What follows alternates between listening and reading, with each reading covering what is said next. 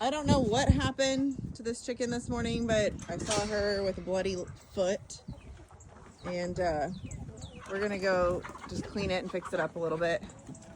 Not too bad. Okay, good. Surefire way, you just get some hydrogen peroxide, clean that sucker up. I know. This doesn't hurt. You sound like Colton.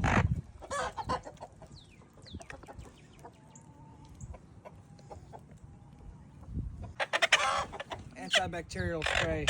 Okay, show us the label. Yeah, that's like... It stains everything. Stains so everything, be but it really careful. works. Yeah, do you want to get your hand out of the way? It also prevents the other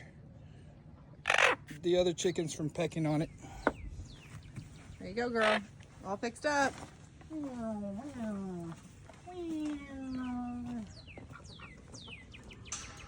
Join your flock.